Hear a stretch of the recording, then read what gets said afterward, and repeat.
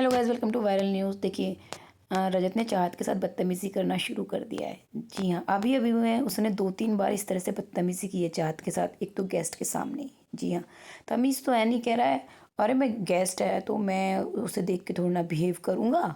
फिर बाद में कहेंगे जब तो डर गया था।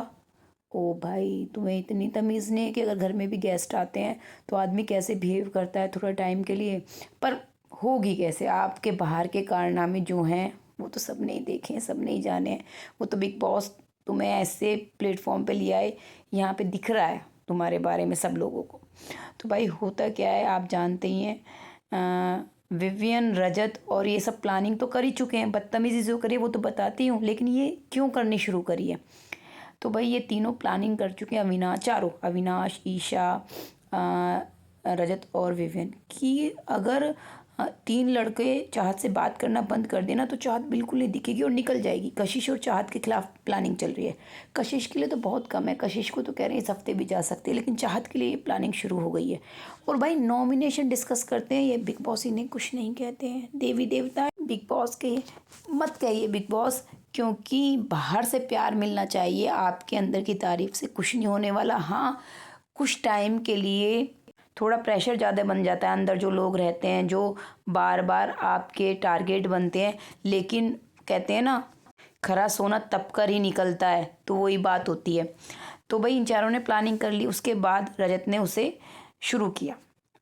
ये पहले हुआ गेस्ट के सामने। चाहत ये बता रही होती है कि जब वो गाँव में थे, छोटे थे, गाँव में रहते थे, तो कभी उनके चोट लगती थी तो उनकी मम्मी मिट्टी भी लगा दिया करती थी, है ना, या हल्दी बोल रही थी, जैसे भी, तो उससे भी घाव भर जाता था।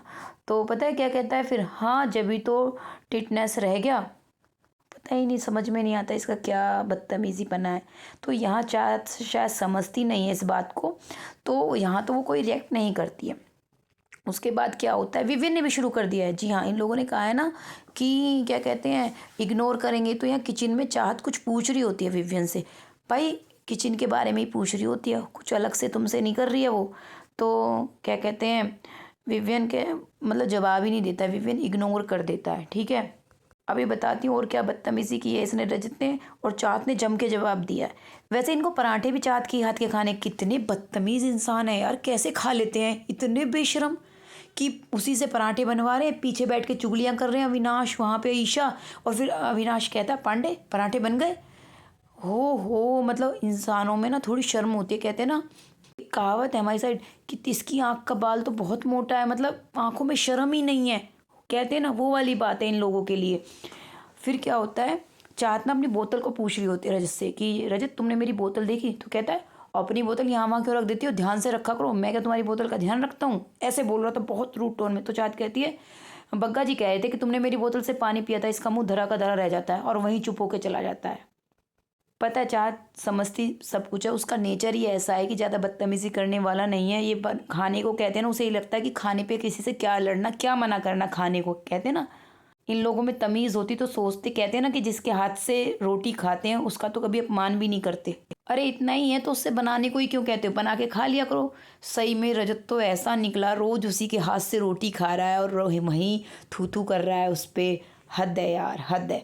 और विवियन, तुम इन सब में मिलकर अपनी पर्सनैलिटी को खो चुके हो बिल्कुल।